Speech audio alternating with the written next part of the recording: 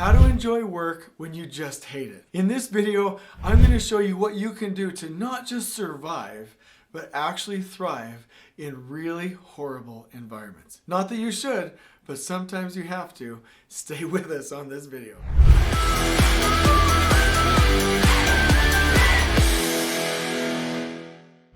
Have you ever gotten up one day and been like, man, I just hate my job? Or been on a Sunday with your family and gotten what's called the Sunday blues and been like, oh, I gotta go to work on Monday? If so, what can you do about it? And is there an equation that you can use to adjust your happiness? Turns out there is, and that's what we're gonna cover right now. So, I've seen it before, and I'm sure you have. I'm sure you've been there. Like a project that is failing, a project that is crash landing, a project that is just impossible, or you have a toxic team, or you're just in any role in construction and you're like, I just hate this. Like, this is just not my jam. Or you're an engineer and you're working over the weekend to finish out a design. Whatever the case may be, we've all been there. So let me explain really quickly like what it's like. And here's my realization. Let me level with you. I've realized that people will stay stuck in these really horrible toxic environments if they're right above the level where they want to quit, right? But they sometimes can get accidentally stuck in there where they're still miserable, but they don't like acknowledge it or realize it all the time. And so there are probably thousands or tens of thousands, hundreds of thousands, maybe even, I hope not, but millions of people in construction that it's not so bad that you're gonna quit, right? It's not so bad, but it's not good, and you're somewhere in between, and your mind is auto-filtering it out, and so you don't really come to terms with it on a daily basis. So I wanna go through this outline of things that if you're experiencing these, you're probably in a job you hate, and we need to do something about it. So let's do this. I'm going to give you 10 to think about. Number 1, have you ever been in a situation where the task just feels impossible? Number 2, once you're in that impossible task or that project, because we as children learned to be frantic and busy as kids with our parents, right? We spill something on the carpet, we need to be frantic and fix it. Now, because things are hard on the job, you're now frantic and running around like a chicken with its head cut off. Number 3, you're feeling frantic, so you're feeling like it's kind of useless or hopeless. So you try and find a couple things that you know you can do or can be done, and you focus there, even if it's a little bit futile. Number 4, you may even realize that your effort in even those specific areas are hopeless and it's not going to do much good, but you can do them and you've got to do something, so you do them anyway. Number 5, because you know you're doing useless or pointless or hopeless things just as a part of this like hopeless environment that you're in this crash landing, and so you really start to isolate and shield yourself from other human beings in hard situations, and you start to silo and you try and disappear. Number 6, even though you think there could be a better way, you know that you just need to stay busy, and so you start working longer hours even though you don't want to. Number 7, even in the extra time that you're working, you're just still running around doing useless and hopeless work, attempting to stay busy, and that conflicts with you and makes you unhappy. Number 8, if you get to this point, you're starting to come to terms with it. You're like, wait a minute, is this what I'm supposed to be doing? Is this construction management? Is this what I signed up for? And you start to question your decisions. You start to question your life circumstances. Number 9, another thing happens and you get another crappy assignment in the midst of all the chaos that's also just as impossible, that adds stress to the overall situation and pressure. And 10, adding to all of that, now you get to work with pissed off people that are unhappy and toxic team members on the actual team that you don't like working with. Everybody ceases to become a family, ceases to become a team, and you are literally just in survival mode, in panic mode, in the midst of chaos. This is what it can feel like to be in a job in construction that you hate. It's horrible. It's gut-wrenching. And literally, you know I'm right about this. Everyone's literally just running around trying to be busy so they don't get in trouble. The PM and the super are doing that. The assistants are doing that. The engineers are doing that. The foremen are doing that. And the workers are doing that. And you would think somebody would step up and be like, hey, let's do something different. But we don't, because we're trained to do that as a part of human connection when we were young. Okay, to please our parents or school teachers or whoever, we've got to be busy, we've got to be frantic, we've got to show that we care. So let's all run around in chaos. That is a hopeless situation. I hope it never happens to you. And so if it does, I want you to have tools so that you can deal with it when it happens. So what can we do about it? And I do want to say before I get started, I know this works. I've seen it work. I have coached people through this. And if you do it well with massive action and determination and a little bit of stubbornness, also with human vulnerability and connection, but a little bit of stubbornness, you will get the results.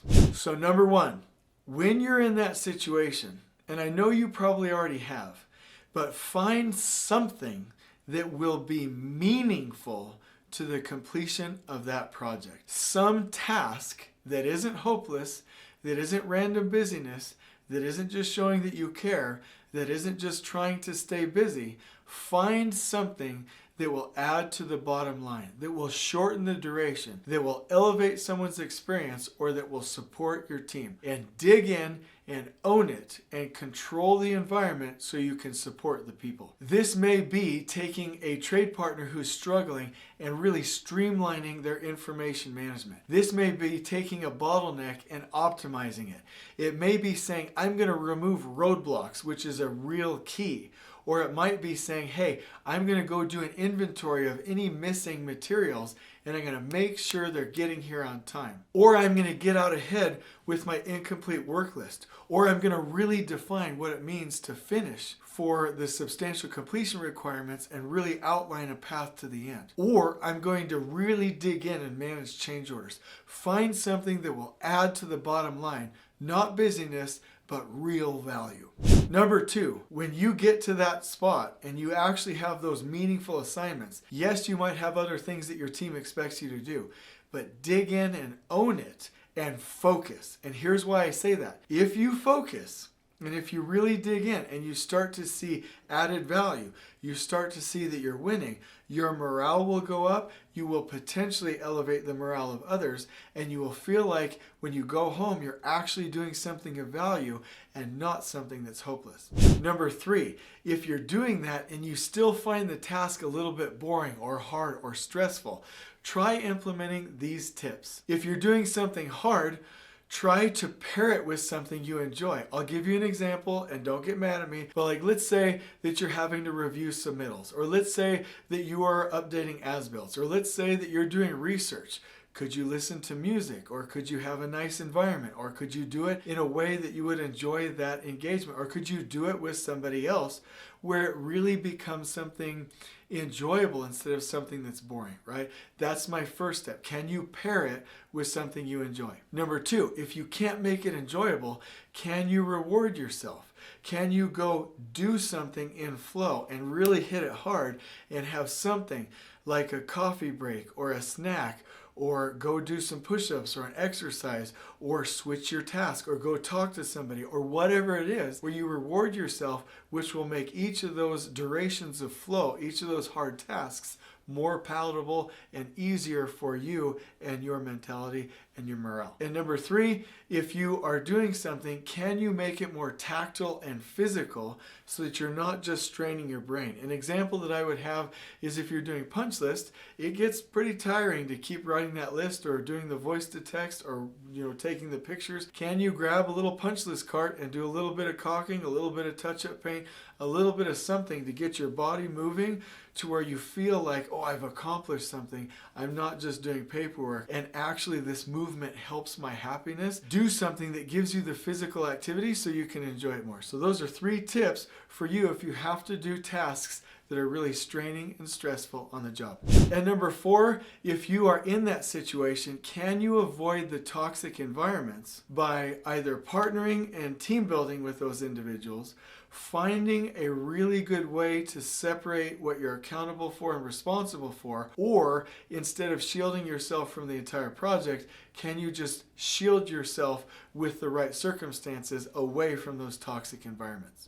The key to all of this is to go from useless, hopeless, low quality, I don't know why I'm doing this kind of a mindset to a we're going to do everything in an excellent manner. The key to surviving excellent situations is to hold to our integrity and to focus on excellence. So as you're going, can you implement lean? Can you use this opportunity to develop another skill? Can you pair with somebody and develop relationships and lean in and build a stronger team in this emergency? You're really leveraging this opportunity and using it to come closer to other human beings. And speaking about coming closer to other human beings, I love it when you like and subscribe. And you know what? I'd like to give you a challenge. If you feel like you've either seen or experienced this in the past on construction projects, give that video a like. I would love to know if other people have experienced the same thing. And so I want to leave you with a happiness equation. Happiness is your reality minus your expectations. It's a math equation. So you can either elevate your experience with the tips that I've shown you, or you can understand, hey, for a little bit, I'm going to lower my expectations and really understand that this is going to be hard for a couple of months and dig in and focus. But if there's disparity there, if you end up with a negative number, you're not going to be happy. So happiness is your reality minus your expectations. And if none of these tricks work, if none of these tips work, if that equation isn't helping you, it may not be the time to leave, but it may be the time, if you're focusing and implementing what I've told you, it may be the time to start looking for other opportunities. Because like I've said before, and I'll say it a million times over, you can have one bad experience in your career, but you can't have two and you can't have three. Because once you hit 2 and 3, it will become a mindset, it will become learned hopelessness, and you will be in a frame where you think this is how it's supposed to be. And that is a recipe for a horrible, horrible experience in your career. And so what would you add? I'm going to link you in the description below to a blog post about this very subject. And hopefully it gives you the ability to reflect. And again, please comment.